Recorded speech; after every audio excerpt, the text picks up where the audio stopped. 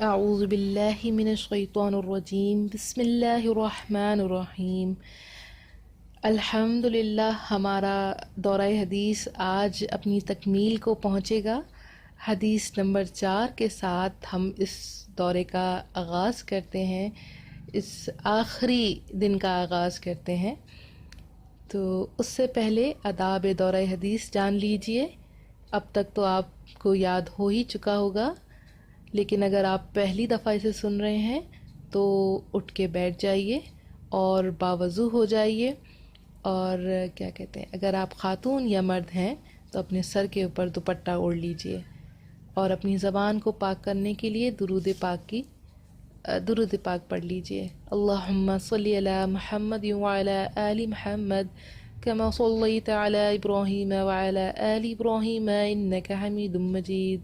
اللہم بارک علی محمد وعلی آل محمد کما بارکت علی ابراہیم وعلی آل ابراہیم انک حمید مجید۔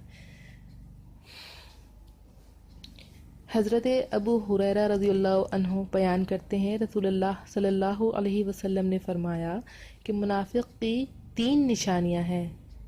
پہلی، جب بات کرے گا کذب بیانی کرے گا، اور جب وعدہ کرے گا تو خلاف ورزی کرے گا، اور جب اس کے پاس امانت رکھی جائے گی تو وہ اس میں خیانت کرے گا۔ منافقین، کون منافق ہے، یہ کیسے پہچانا جائے، اس کے لیے اللہ کے رسول صلی اللہ علیہ وسلم نے طریقہ کار بتایا ہے، لیکن اس کا ہرگز مطلب یہ نہیں ہے کہ ہم دوسروں پر تہمت لگائیں۔ یہ بات ہمیں اس لیے سمجھائی جا رہی ہے تاکہ ہم خود کو مومن سے منافق بننے سے روک سکیں۔ اللہ رب العزت نے منافقین کے لیے سخت وعید سنائی ہے کہ وہ جہنم کے سب سے نچلے درجے میں ہوں گے۔ اللہ، جہنم کا نچلا درجہ مطلب کم تر نہیں بلکہ بدترین مراد ہے۔ منافق جس کے معنی ہیں دوغلے کے، ایسا جس کے قول و فعل میں فرق ہو۔ نفاق کی 2 اقسام ہیں، اعتقادی اور عملی منافق۔ اعتقادی منافق رسول اللہ صلی اللہ علیہ وسلم کے زمانے میں تھے، وہ کہتے تھے کہ ہم ایمان لائے ہیں اور آپ کی طرف یعنی آپ کی سائٹ پر ہیں، اور مسلمانوں کے ساتھ نماز پڑھتے، ان کے جیسے کام کرتے، ان کو مسلمانوں کو دھوکہ دینے کے لیے، کیونکہ جب مسلمانوں کو ان کی ضرورت ہوتی وہ ساتھ چھوڑ جاتے۔ کون منافق ہے، اللہ رب العزت آپ علیہ الصلوۃ والسلام کو بذریعہ وحی بتلا دیتے تاکہ آپ ان کے شر سے محفوظ رہیں۔ رسول اللہ صلی اللہ علیہ وسلم نے ان ناموں کو صیغہ راز میں رکھا، کبھی کسی کے سامنے نام لے کر ان لوگوں کو کچھ بھی نہیں کہا۔ یہ رسول اللہ صلی اللہ علیہ وسلم کا ظرف تھا۔ اس کے برعکس ہم آج کیا کر رہے ہیں؟ پہلا گناہ تجسس کا، کہ فلاں کیا کر رہا ہے، کیا نہیں کر رہا، اس کی زندگی میں کیا چل رہا ہے، اس کی ٹوہ میں لگے رہتے ہیں۔ دوسرا گناہ، ہمیں اس سب عمل سے جو سنگن ملتی ہے، ہم ادھر ادھر کی باتوں کو ملا کر ایک کہانی تیار کرتے ہیں۔ پھر تیسرا گناہ اس میں یہ ہوتا ہے کہ ہم اس من گھڑت کہانی پر یقین کرتے ہیں، اور چوتھا گناہ ہم تہمت لگا دیتے ہیں۔ پھر آخری اور سب سے بڑا گناہ ہم اس کو پھیلا بھی دیتے ہیں، پھر چاہے ایک شخص کو کہا یا ایک سے زائد کو، لیکن کیونکہ یہ جو تیسرا مرحلہ ہوتا ہے یہاں ہم اسے من گھڑت نہیں مانتے، اس لیے کیونکہ ہم اپنی نظر میں کسی بھی عمل کو گناہ مانتے ہی نہیں، جبکہ کسی کی برائی پر پردہ ڈالنا تو اللہ نے کہا ہے نا، اس کی تشہیر نہ کرو بلکہ اس کو تنہائی میں اصلاح کرو۔ ایک گناہ کے ساتھ کتنے اور گناہ جڑے ہوئے ہیں، اس کا اندازہ کریں۔ حدیث مبارکہ ہمیں سکھا رہی ہے کہ منافق کیسا ہوتا ہے، ہمیں ایسا نہیں بننا ہے، ٹھیک ہے؟ ہمیں یہ بتایا اسی لیے جا رہا ہے کہ ہمیں ایسا نہیں بننا، مگر آج ہم عملی منافق ہیں۔ زبان سے کہتے ہیں کہ ہم ایمان لائے اور بات مانیں گے، مگر ایک چھوٹا سا فرض نماز کی ادائیگی ہم پر، ہماری جانوں پر بھاری گزرتا ہے۔ منافق کی پہلی نشانی کیا بتلائی گئی کہ وہ جھوٹا ہوتا ہے، یعنی اس کا قول و فعل میں تضاد ہوتا ہے۔ سچے ہونے کا مطلب ہرگز یہ نہیں ہے کہ ہم کہتے پھرے ہیں تم موٹے اور بھدے دکھتے ہو، یا تم کالے ہو اس لیے مجھے خوبصورت نہیں لگتے، وغیرہ وغیرہ، بلکہ سچا ہونا اس کا مطلب ہے کہ آپ غلط بیانی کر کے لوگوں میں جھگڑا نہ کرواتے ہوں، آپ موقع پرست نہ ہوں، باتوں کا علم ہو اور اپنے حساب سے انہیں استعمال نہ کرتے ہوں۔ دوسری نشانی وعدہ خلافی ہے۔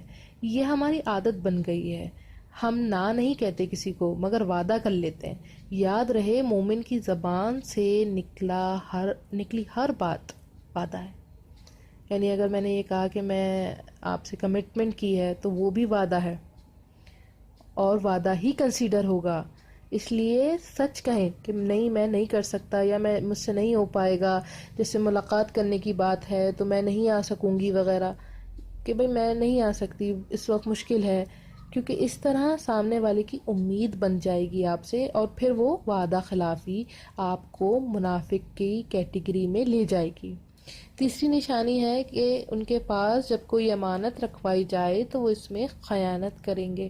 جب بچپن سے ہم امانت کے معاملے میں کنفیوز ہیں، کیونکہ ہم یہ خیال کرتے ہیں کہ جو سب سے بہترین امانت، وہ جو امانت ہوتی ہے نا، وہ پیسوں کی ہوتی ہے، جبکہ یہ سب تو ہم نے امانت کو ہمیشہ مادی چیزوں اور دولت سے کنفیوز رکھا ہے۔ بچپن سے ہم یہی سمجھتے ہیں کہ شاید پیسہ، جولری یا ایسی کوئی چیز جو ہے وہ امانت ہوتی ہے، کوئی رکھوا دے تو وہ امانت ہے، ٹھیک ہے۔ لیکن امانت کیا ہے؟ امانت اس کے علاوہ، جبکہ یہ سب تو امانت ہے، مگر اس کے علاوہ کسی کی کوئی بات جو وہ تنہائی میں آپ سے کہتا ہے، کسی کی کوئی بات جو 4 لوگوں میں بھی کہتا ہے، تو آپ کے پاس وہ امانت ہی ہے، کیونکہ اس نے 4 لوگوں میں کہی ہے، 5ویں کو نہیں بتائی ہے۔ اگر آپ کسی 5ویں کو بتاتے ہیں تو وہ بھی امانت میں خیانت ہے۔ آپ کو کسی کی کمزوری، خامی کا علم ہو گیا ہے، آپ اس کو کسی دوسرے کو نہیں بتائیں، کیونکہ یہ امانت ہے۔ کمی کی کوئی بات چاہے اس کی کہ یہ نہ بھی کہے، اس نے کہا آپ کو نہ بھی کہا ہو کہ بھئی یہ کسی کو مت بتانا، لیکن آپ پہ لازمی ہے کہ آپ امانت دار بنیں اور آپ نہ بتائیں، خود سے نہ بتائیں، ٹھیک ہے۔ یا آپ سے کوئی پوچھے تب بھی آپ نہ بتائیں، آپ کہیں نہیں مجھے کچھ نہیں پتا، میں اس بارے میں بات نہیں کرنا چاہتی، ٹھیک ہے۔ اچھا، یہ مومن ہونے کی نشانی ہے کہ کسی محفل کی بات باہر نہ نکالیں کہ جب تک اس کی اجازت طلب نہ کر لیں، یا متعلقہ شخص یا ادارے سے اس امانت داری کے عمل سے جو ہے وہ آپ معلوم نہ کر لیں کہ بھائی میں بتا دوں اس سلسلے میں یہ والی بات، تو پھر آپ جو ہے وہ کر سکتے ہیں۔ اس امانت داری کے عمل سے ہم چغلی اور غیبت جیسے سنگین گناہوں سے بچ جاتے ہیں، کیونکہ جب ہم کوئی بات کسی اور کو بتاتے ہیں کہ بھائی فلانے نے تمہارے بارے میں یہ کہا، وہ چغلی ہو گئی، غیبت ہو گئی، ٹھیک ہے نا۔ لیکن وہ امانت کے طور پہ آپ نے اپنے پاس رکھ لی تو آپ امانت دار ہو گئے، تو آپ چغلی سے بھی بچے، غیبت سے بھی بچے، 2 بڑے بڑے گناہوں سے بچ گئے۔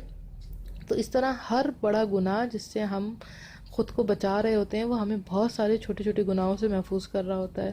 یا اس کا الٹ کہیں کہ اگر آپ خود کو چھوٹے چھوٹے گناہوں سے محفوظ کر لیتے ہیں تو بڑے بڑے گناہوں سے آپ خود بخود محفوظ ہو جائیں گے۔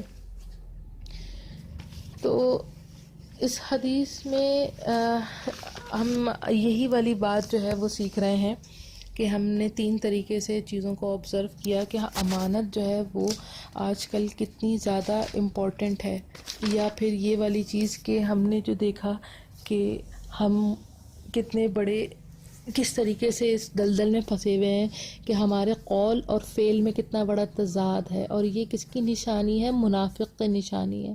منافق کی اتنی بڑی نشانی ہمارے اندر پائی جا رہی ہے کہ ہم جو کچھ بھی اپنی زبان سے کہتے ہیں وہ ہمارے اعمال میں نظر نہیں آتا۔ کہا جاتا ہے کہ جب لوگ رسول اللہ صلی اللہ علیہ وسلم کے پاس مدینہ تشریف لاتے تھے، دین سیکھنے کے لیے صحابہ کرام آتے تھے، تو وہ لوگ کیا ہوتے تھے، وہ جو قافلے ہوتے تھے نا، وہ رسول اللہ صلی اللہ علیہ وسلم کی باتوں سے زیادہ وہ جو انہوں نے جو رسول اللہ صلی اللہ علیہ وسلم نے معاشرہ تشکیل دیا تھا، جو تربیت کی تھی لوگوں کی، اس معاشرے سے سیکھ کر جاتے تھے۔ وہ 10 دنوں میں جو ہے وہ ایمان کی اتنی زیادہ دولت لے کر جاتے تھے کہ وہ پھر انہوں نے وہاں سے وہ ایمان کو پھیلاتے تھے، دین پھیلاتے تھے، وہ ان کے دلوں میں اتنا ایمان بھر جاتا تھا۔ وہ کیسے ہوتا تھا؟ وہ اس طرح ہوتا تھا کہ ان کے جو قول اور فعل تھے نا ان میں تضاد نہیں تھا. ٹھیک ہے. سب سے بڑی چیز جو آج ہمارے پاس خامی ہے نا وہ یہی ہے کہ ہمارے قول اور فعل میں تضاد ہے. ہم امانت دار نہیں ہیں. ہم تھوڑی سی بھی بات جو ہے وہ اپنے پاس نہیں رکھ سکتے. ہم فوراً جو ہے وہ دوسروں کو بتانے نکل جاتے ہیں کہ فلاں جگہ یہ ہوا، فلاں جگہ یہ ہوا. اوپر سے جو ہے ہمارے پاس انسٹاگرام جو ہے وہ صورت میں آ گیا ہے کہ ہم فوراً جو ہے وہ فوٹوز اپلوڈ کر لیتے ہیں، تصویریں لگا دیتے ہیں. تو ہمیں یہ کوئی اگر ہم سے خاتون یہ کہہ دیں کہ بھائی آپ گروپ فوٹو میں سے میری تصویر ہٹا دیں یا اس طرح کی تصویر نہ لگائیں تو ہم بہت برا مان جاتے ہیں. تو ان تمام باتوں کو تھوڑا سا خیال رکھیں کہ اس طرح کے ماحول میں جب امانت داری اتنی زیادہ جو ہے وہ ہم پر لاگو کی گئی ہے کہ ایک مومن کتنا امانت دار ہوتا ہے، تو چھوٹی چھوٹی باتوں کا جو ہے وہ خیال رکھیں. چھوٹی چھوٹی چیزیں میٹر کرتی ہیں. وہ جو ہم لوگوں کا مذاق اڑاتے ہیں نا کہ کیا تم سینٹی دنیا ہو یا تم بہت ہی زیادہ جذباتی ہو، اس طرح کے الفاظ سے ہم نواز دیتے ہیں لوگوں کو جو چھوٹی چھوٹی باتوں کا خیال رکھتے ہیں کہ ایسے تو تم کیا جینا چھوڑ دیں یا ایسے کیا اس طرح کی باتیں کر کے جو ہم وہ ان چیزوں کو ہم نگلیکٹ کر دیتے ہیں، نظر انداز کر دیتے ہیں. جبکہ مومن کے لیے چھوٹی چھوٹی باتیں ہی بہت میٹر کرتی ہیں. اسے یہ دیکھنا ہوتا ہے کہ کہیں اس کی بات جو ہے وہ تجسس میں تو نہیں جا رہی، کہیں وہ کسی کی ٹو میں تو نہیں لگ رہا ہے، کہیں اس کی یہ والی باتیں کسی اور طریقے سے نقصان دہ تو نہیں ہو جائیں گی. تو منافق جو ہے وہ جہنمی ہے، جہنم کے سب سے نچلے درجے میں جائے گا، جو بدترین سے مراد ہے. سب سے نچلا مطلب سب سے بدترین. تو اگر ہمیں اس سب سے اپنے آپ کو محفوظ رکھنا ہے تو ہمیں اس بات کا خیال رکھنا ہوگا، یہ چھوٹی چھوٹی باتوں کا خیال رکھنا ہوگا. جو چھوٹی باتیں ہیں وہ وزن میں بہت بڑی ہیں، وہ بہت بڑے بڑے میٹرز رکھتی ہیں. جیسے ہم نے پڑھا تھا نا گزشتہ حدیث میں کہ کس طریقے سے جو ہے وہ معاشرے میں ان کے برائی نے جڑ پکڑی کہ وہ چھوٹی چھوٹی برائیوں کو نظر انداز کر دیا، نہیں دیکھا، نہیں ٹوکا. وہی والی چیزیں پھر جڑ پکڑتی ہیں. جیسے اگر جو ہے ایک انسان کے اندر کوئی بیماری کے سمٹمز آتے ہیں اور پھر وہ اس کے اوپر دھیان نہیں دیتا تو وہ آہستہ آہستہ چھوٹی چھوٹی چیزیں جو ہیں وہ سمٹمز بڑھتے بڑھتے بڑھتے بڑے ہو جاتے ہیں، اور پھر ہم ہسپتال والوں پر چلاتے ہیں کہ بھائی ہم تو صحیح بندہ صحت مند لائے تھے، آپ نے اس کو مار دیا. تو وہ ساری سچویشنز یہی ہوتی ہیں کہ ہم چھوٹے سائنس کو، چھوٹی نشانیوں کو معمولی لیتے ہیں اور اس کا کیا کہتے ہیں اس پر کوئی لاہ عمل نہیں تیار کرتے، کوئی ری ایکشن نہیں دیتے، کوئی ایکشن نہیں لیتے. یہ مسئلہ ہو جاتا ہے. تو ہمیں اپنے آپ کو، اپنی اس چیزوں کو انالائز کرنا ہے. آپ ایک پیج لیں، ایک جرنل بنائیں اپنا، اور اس میں جو ہے آپ انالائز کریں، ڈیلی منتھلی کر لیں کہ آپ نے جو ہے کیا کیا منافق والا تو کوئی کام نہیں کیا. ٹھیک ہے نا. آپ نے کوئی برائی دیکھی، آپ نے اس کو دل میں برا خیال کیا تھا کہ نہیں کیا تھا، آپ نے اس کو زبان سے برا خیال کیا، اس کو روکا تھا کہ نہیں روکا تھا، آپ جو ہاتھ سے روک سکتے تھے آپ نے اس کو ہاتھ سے روکا تھا کہ نہیں روکا تھا. تو وہ آپ جب نوٹس کرنا شروع کریں گے تو اس طریقے سے آپ کے پاس چیزیں آ جائیں گی اور آپ پھر آسانی سے اپنے آپ کو ان برائیوں سے بچا سکیں گے. آخر الدعوانا الحمدللہ رب العالمین.